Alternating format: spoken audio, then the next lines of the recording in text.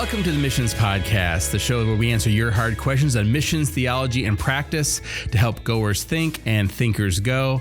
I am your host, and you're not used to hearing my voice starting this show out because my co-host, Alex Kochman, is out. I guess he's doing some going and some thinking himself today. And so I'm here today talking about a really important topic. And as many of you know, I'm a parent. I just became a grandparent.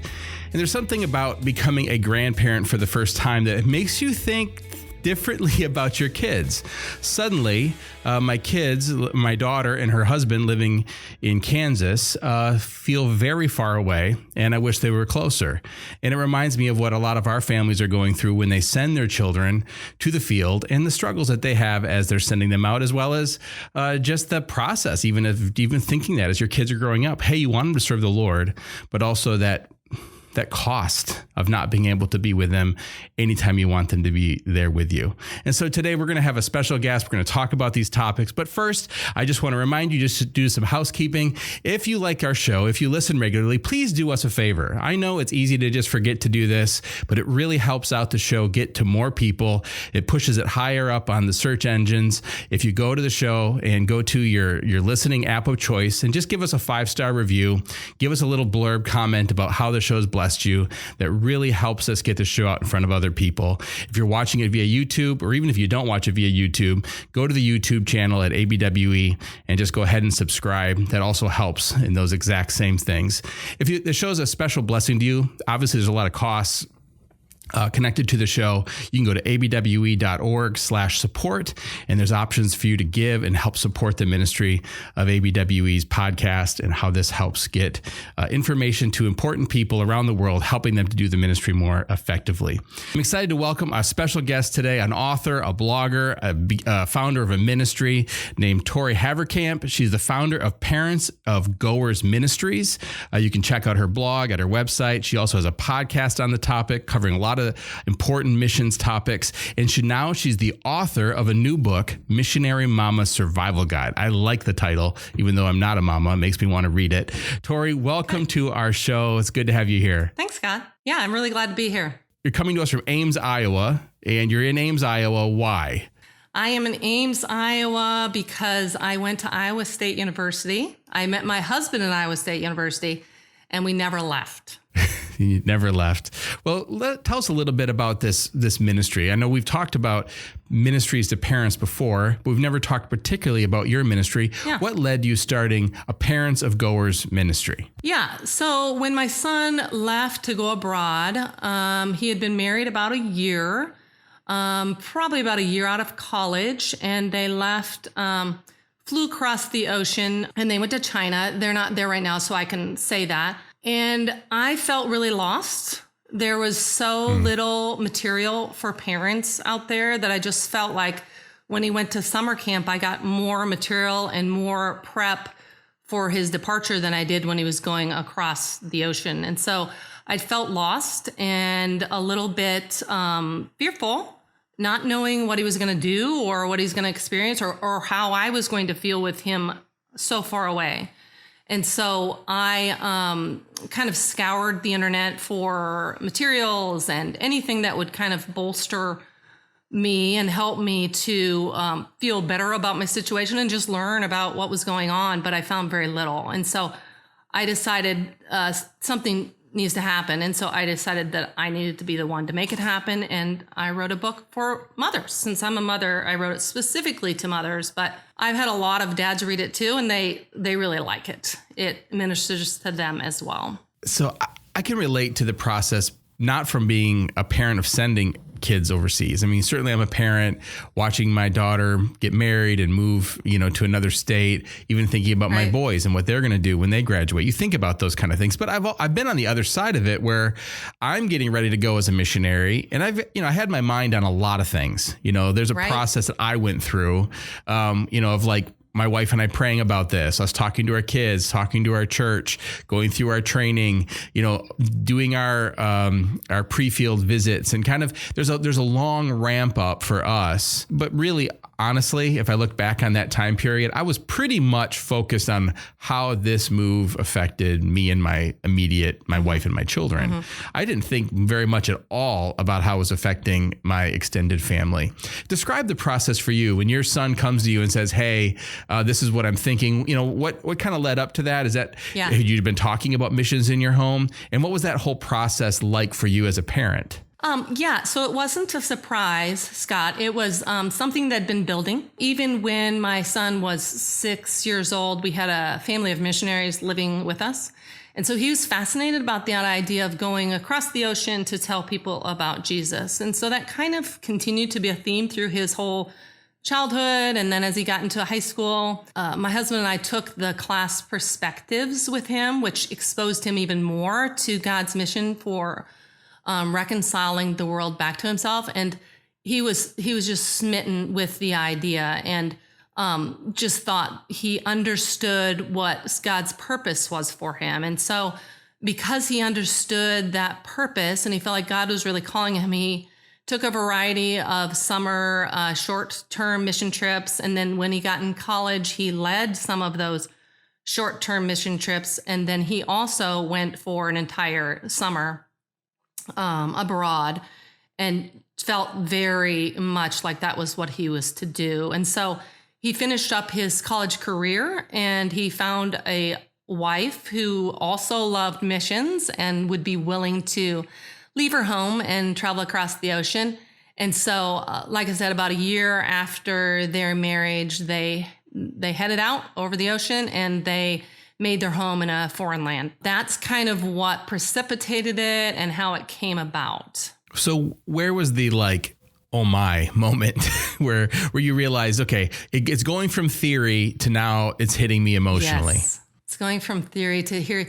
I think that part about, he's very, very far away, I think that hit me after he'd been there for a while. So he and his wife left in January of the year that they were sent. And then we went and visited in May. And so I knew when he left that I was going to see him, see his home, see his new culture in just a few short months. And I think maybe when we came back from there and I knew it was going to be a very long time till I touched his face again, that's when the emotional burden just kind of came down upon me. So that was hard. And there's nothing really to prepare you for how that hits you. It's the first time you've ever gone through something like that. What was that like when it hit you? Yeah. So it was a little bit like, for those of us who have had college students, it's a little bit like dropping your kid off at college on steroids. Not your kid on steroids, but that experience on steroids. It's just you drop them off in a place that you're not familiar with. You're not quite sure if they can make it, if they understand how to live life as an adult. It's a very desperate kind of feeling of you don't have control anymore. As if we've ever had control, and we really haven't. And it made me rely much more heavily on God's sovereignty and his provision for my child, because like when you drop your child off, even at summer camp, you're not there to be their guide and their leader. They have to make their own decisions. And so it takes a lot of trust in your child, but it takes even more trust in the God who loves your child more than you do.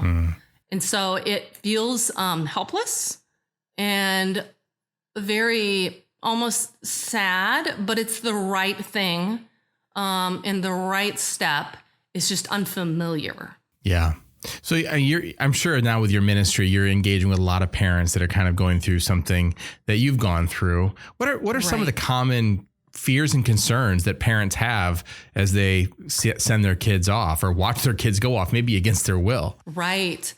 So that would have been a lot harder for us, my husband and I, had it been against our will. But we are Christ followers and we understood that God wants to draw this world back to himself, and he's using our child as one of his agents. And so we're thrilled with that, but it doesn't mean it wasn't a hard sacrifice for both him and us. And like you said, as the child's not really thinking about the parents. They're going on their adventure. They're going towards what God is calling them to. And so it's normal and natural for them to be excited about this new journey. And if you think back to yourself as a young adult, I don't really think you're thinking about your parents' feelings a lot. At least I wasn't thinking about my parents' feelings. And so I think about it more now, but I didn't then, no. You think about it more now because you've become a parent. But yes, the parents, some of the fears,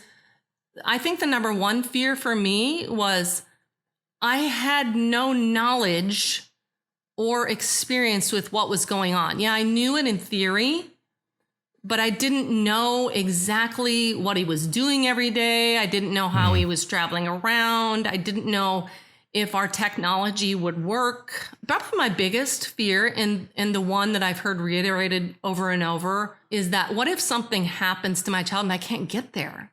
And so that's just being so far away. It feels very kind of helpless. But sometimes that helplessness is really helpful, because it makes you realize that you've really never been in control of your child's life. And so we serve a God who loves our kids more than we love them. I can't even fathom that, but it's true.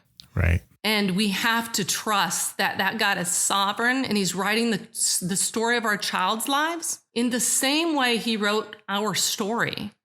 And so the things that happened in our lives, hard, good, thrilling, exciting, those are the things God used to write our story.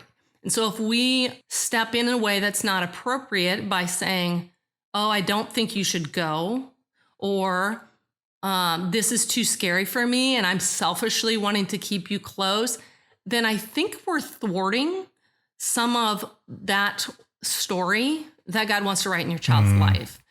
And so I think we have to put aside those normal kind of selfish parental pulls, because those probably aren't going to help our child thrive and flourish in their new home.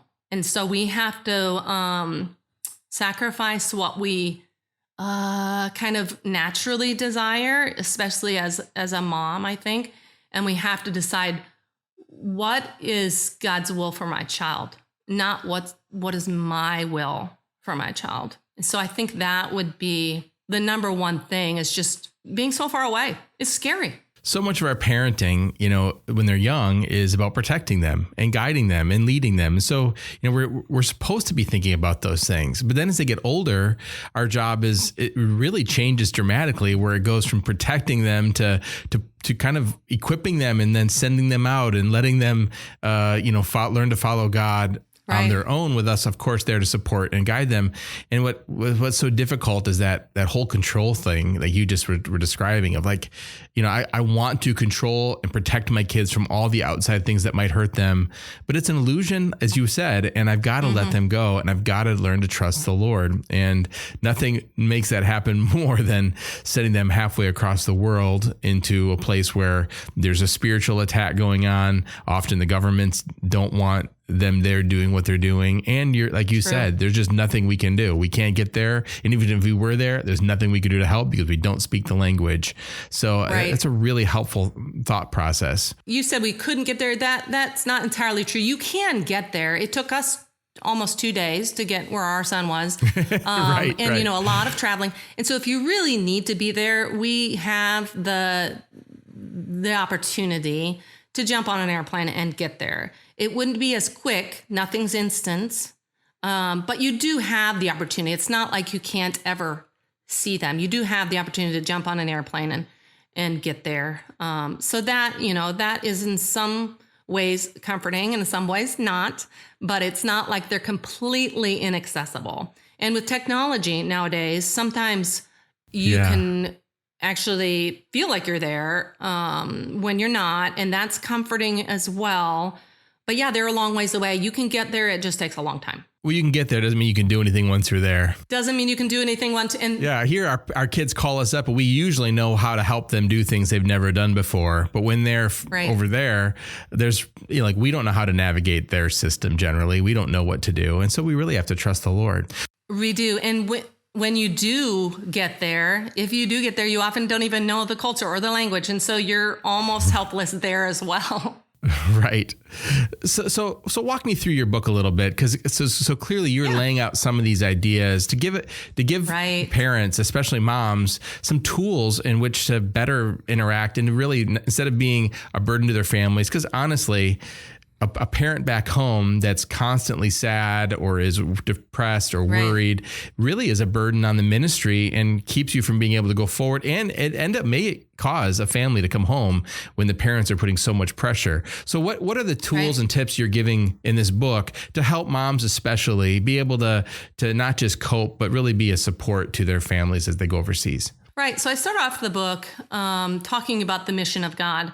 If you aren't a believer, or if you're just a Christian who doesn't really understand what your purpose is in this world, it's going to be awfully hard to send your child across the ocean to extend God's invitation to another land, because you don't yourself understand it. And so God's mission is to draw the whole world, reconcile the whole world back to himself. And so if you understand that it's not really your kids are leaving you, your kids aren't leaving you. They're pursuing something, this glorious opportunity that God has put in front of them. And so if you view it, it's almost like you have to change your mind to view it in a different way. You could say, oh no, they're leaving me. They don't love me anymore. Well, that's actually not true. They love God so much, and they love you too, but they love God so much they want to act upon that call that he's put on their lives, and they want to go share Jesus with people who don't know him in other lands. And that's just such a glorious opportunity. So if we view it as a glorious opportunity instead of a oh, woe is me, my family is no longer whole and intact together in the States or wherever you're from, you're going to view one negatively, but the other one's such a positive, fantastic, honoring opportunity that it's a much better mindset. So I first start by walking through the mission of God and what that is. So if you understand the mission of God, it's a lot easier to release your child to that, knowing that God is always good. So I walk through that. And so sometimes you can believe something, but it's still very hard to get your emotions to line up with it. And so I also talk about how to have filtered thinking. So we can have, even with our own emotions, we can have thinking that just kind of runs on default, and we can think the wrong story because we're not thinking through the filter of what God's word and ways are. We're thinking about what our emotions are saying and how we feel. And so I talk about filtered thinking or faulty thinking versus filtered thinking, and how to teach yourself to recognize if you're thinking in a faulty way about your child's vocation. The vocation would be something that God has given us to do. So your child's vocation as a goer is being a missionary. You need to learn to think as a parent correctly about your child's vocation. It's not about you as a parent. It's about God. It's not even about your child, but it's about God, and it's about your child's obedience to the mission of God. So I talk about the mission of God. I talk about learning to think correctly, but then I also talk about the real hard stuff that grief is. You know, grief is a hard kind of, I call it the molasses river in my book. And so it just takes a lot of slogging through that molasses river to get to a good place where you can think rightly and be excited about your child's vocation. Doesn't mean you're not going to be sad, and it doesn't mean you're not going to have hard days, but it does mean that you can support your goer instead of dragging them down with your personal emotions. And so I think that's probably the most helpful, is learning to think rightly about God's call and about your child's vocation. If I can just jump in there, I mean, that is that's a profound thought, that we have to do hard work to control our minds and to put our minds where they ought to be. And I find it, I'm preparing a sermon right now from 1 Peter chapter 1 about setting our minds fully on the hope that is coming in the revelation of Jesus Christ. And that work, that word there of basically working hard, laboring, preparing ourselves, it describes the fact that it's hard work to put our minds where they ought to be. And so when we find our minds drifting off into like self-pity, into worry, how destructive that can be in our lives. So we've got to be proactive in gently reminding ourselves, no, this is the truth. This is what God's doing. This is what God has called me to do as part of this. And it takes a lot of work and it takes a lot of intentionality. So I love that you're highlighting that. What else do you recommend for parents in the book? One reason it's helpful, not only for moms, but for dads, is because I have a chapter. It's called A Woman in the Wild, probably my favorite chapter. And many men have read the book and commented on chapter 10, A Woman in the Wild, because I wondered why it was so heavy and hard for me, the departure. I had sent... by that time, I had sent 3 of my kids off to college. I had one home, and he was leaving for college that next fall. So that was kind of a double whammy. Oldest one is going across the ocean. Youngest one is leaving home. But I think what was really interesting, looking, hindsight is 20/20. So looking from behind, I could see that there were layers of grief. There wasn't just, oh, I'm so sad because my son is far away. But there was that. There was midlife. I was hitting midlife, so my body was changing. I was going through menopause, which I talk about. And I say in the book, like, oh no, can we talk about this in a Christian book? Well, you can. And I did. Only was it midlife, it was menopause, and my marriage was different. So there were 3 things layered on top of one another, almost like I call it a Dagwood sandwich, because it wasn't only the grief from sending my child, it was all of these changes happening in my life all at the same time, layered on top of one another. Right. So midlife was confusing for me. Menopause was kind of making me more emotional and reactive and just sad. And the marriage relationship had changed. Our children were out of the house. We related to one another differently. And there were no little ears around listening to how we related to one another. So that contributed to maybe not keeping our cools at all times. And so just seeing that, oh, wow, it's not just, I'm so sad that my son is going across the ocean. I'm pleased with his decision, but I'm so sad. It's not just the sadness, but it was also those layers of grief. Yeah. And layers of adjustment, I think, is what I would call it. Is there was sadness, but it was layered atop physical changes, emotional changes, marital changes. I was trying to navigate all of that at one time. And so in our culture, in our evangelical kind of Christian culture, we often send our goers very soon after college. And so that's the same time that women are going through all of those changes, and men are probably standing aside saying, what happened to my wife and why is she so wild? Oh, that says a lot, and it's a great observation, because we just don't think about those things. And then I don't know about you, but like when I find myself responding in a way that I don't want or expect, then I end up piling guilt upon myself, or there's shame because I'm not responding in the way publicly that I thought I should be responding. And then those things all get messed up in that. And so it comes out in very complicated feelings and emotions about something that you want to be happy about. Right. So I read a little blurb that you made a comment encouraging husbands to read the book simply because it would help them relate to their wives better. Right. From your experience, even just in your own marriage, but from those who you're interacting with, how do husbands and wives tend to deal with this differently? And I realize we're speaking very generally here, but specifically from your experience. I did write a portion in my book about that. I wanted help. I wanted someone to help me navigate these very confusing paths and differences in how I felt about myself and my identity and my family and my body and my emotions. I wanted help, and I didn't feel like my husband was very helpful. And I felt like I was trying to navigate all of these things, and he seemed pretty carefree. And let's go do this. We're now empty nesters. Let's go travel. Let's go do this. And I just kind of wanted to stay and try to figure out what was going on. And he was just quietly kind of sorting things and putting them, in the right place in his brain. He's more of an analytical thinker.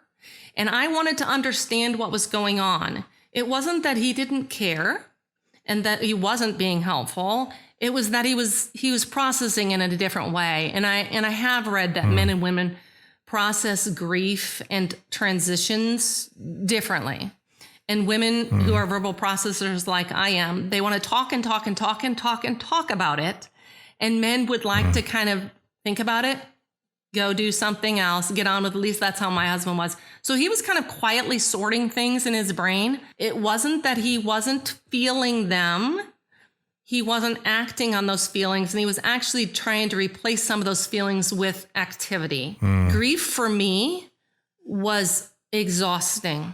And it is grief, parents. It is grief because it's a surrendering of your heart. And so it is grief. And grief for me, C.S. Lewis says, no one told me about the absolute exhaustion of grief.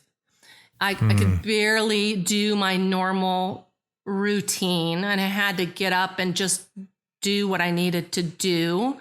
I wasn't clinically depressed, but I was just really struggling with the grief of all the transitions in my life. Yeah. And that makes a lot of sense, because in some way it is a death. Whereas you walk out into your neighborhood and you see, hey, other moms are going to go visit their now adult children, and they're getting together at Thanksgiving, and you've got a gaping hole in your family where this Thanksgiving, my kids aren't going to be with me. And that's hard. And not only are they not going to be with me this Thanksgiving, but they probably won't be with me for the next several Thanksgivings. Right. And I'm not going to be the grandma that the kids run over every day after school. I'll be the grandma one day that sees their kids once every 4 years and prays to God that they know me. Right. Oh, and that's a hard thing to deal with. It was an extra heavy layer for grandmas out there. Let me talk to you. So when our granddaughter was born abroad, and we had to travel 2 days to see her beautiful little face, that was very hard. The arriving and seeing our first granddaughter was absolutely thrilling. We stayed in they got out of the hospital. We stayed in an Airbnb with them close to the hospital. They had delivered in a Western hospital in a city probably about 5 hours by train away. And so we stayed with them for a week. And I spent all of that time with my brand new granddaughter, never been a grandparent before. Absolutely just loved the experience. On the 6th day, when they got up, had to leave early to get their train, wrapped up their sweet little bundle, and I can barely talk about it still, and it's been 5 years. Right. Wrapped her up, walked out the door, then that door clicked. It just like my heart was ripped out. Yeah. It was very hard to let her go, knowing I wasn't going to see her for months and months or touch her for probably a year. So we did end up having a family wedding where they came back. And so I did see her, and we did go again. It's amazing how deep those feelings are, that even this far away from it can still make me cry. Well, you're making me cry, and I don't like that. So yeah, hang in there, grandmas. I have a whole section for you in the book, and I talk about the whole book's based on our family's hiking adventures. And so if you've ever gone on a long hiking trail like the Appalachian Trail, you receive a hiking name or a trail name. And so the chapter for grandmas is called Grandma is My Trail Name. And yes, it was thrilling to become a grandma, but heart-wrenching to leave that beautiful gift and know that I wasn't going to touch her or see her for many months. So hang in there, grandmas. You can do it. God is enough. It's really hard, but there's still great, great joy in knowing that God has given that gift, and it's part of you. I remember several years ago coming across a John Piper sermon on the internet called "Being a Mother is a Call to Suffering." And what an ominous title, right? But as you're describing it, I mean, there is definitely a suffering that goes with motherhood, and especially godly motherhood that raises their kids up to follow God and not just smother them and keep them close to you, and then ending up really ruining that kind of motherly love.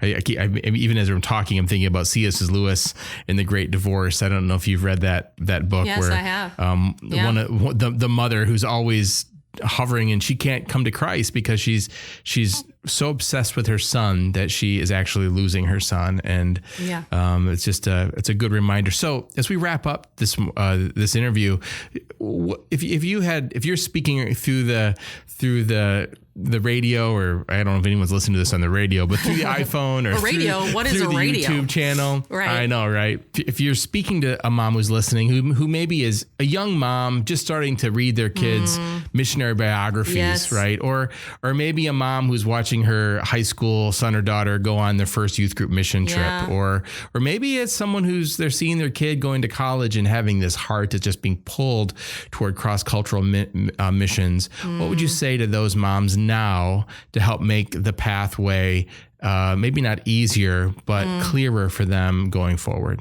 Yeah, I don't know if I'll make it clearer, but I do know I yearn for heaven more now. I yearn for heaven in a way that I didn't yearn before, because I know that will be a time where I won't have to separate from those I love. And because I yearn for heaven, I want other people to yearn for heaven. And my kids are offering that opportunity to other parents, other kids, other people that don't know Jesus. And so I think if you, mom and dad, if you will see this is such an honorable, fantastic opportunity for your son or daughter to not only have an adventure, but to have a very divine and holy mission, that they're going across the ocean, they're going next door, even if they're not goers across the ocean, maybe they're a church planner in another state. They have the opportunity to tell people about Jesus. So what we do in our lives is we focus so much on ourselves and our lives and our emotions when we really should be looking towards God and his gloriousness. And so our chief aim in life is to, bring God glory with our lives and with what we do. And that is something that your kids are doing by pursuing their vocations as goers. So my advice would be to change your mindset about this is a sacrifice, which it is. It's a sacrifice, and it's a peculiar sorrow, because on one hand, you're so happy that your child has chosen this way. I hope you're so happy. Some people aren't so happy. Right. You're so happy. I was so happy my child had chosen this. But on the other hand, it was not the dream I had for my family. I think we have a God-given desire to want to be close with our children, and the physical distance makes that harder. Not impossible, but harder. And so, I think that you just have to kind of meld the idea of this is God's will. It's not about me. I want to make much of God. I don't know if that's clear, but I think you just have to think about your life in a different way. Focus less on yourself, focus more on God's mission. Thank you. That's so good. So the book is Missionary Mama Survival Guide. Thank you so much, Tori. How can people find out more about your writing, your ministry? How can they find your book? Where can people find more resources on this? My book is on Amazon, so that's an easy place. And I also have a ministry called Parents of Goers, and it's just parentsofgoers.com. So if you go there, what I created both in the book and on my website what I wanted as a mom, feeling kind of wobbly emotionally, not knowing what was really going on. Not only do I give you my journey in a way I think is helpful, but in the back of the book, there are lots and lots of resources, not just resources about missions, but resources about traveling abroad, resources about learning language, resources about being a grandma to goers' children. So I think that that's probably the most helpful part. The things that I wanted, I put on my website. So there's resources on my website. There's also a variety of podcasts that I've produced with parents telling about their journeys, but not only parents, I've also talked to mission leaders about support raising, things that are kind of confusing to parents, or some words like, why do they use this coded language? Things like that. So those are all on my website, plus a blog. And yeah, there's just a variety of materials that I couldn't find anywhere else. And so if you'll go there, you will feel like, oh, finally someone understands me. So I would really encourage you to both buy the book, but go to the website as well. It's Parents of Goers, www.parentsofgoers.com. Well, thank you so much, Tori, for joining our show. Yeah, thanks for having me. It's been great to have you. For more content, you can look up you can come to missionpodcast.com. Mission Podcast is a ministry of ABWE, and you can find out more information about ABWE by going to abwe.org. And just a reminder, if you enjoyed this content, please share it with others, especially something like this. A lot of moms or dads aren't out there scouring for podcasts about this topic. So you may think of a mom or a dad or a grandparent that needs to hear this podcast. So please go ahead and share that with them. And then don't forget to go ahead and give us a 5-star rating. We're so glad you could be here. Thank you so much for listening.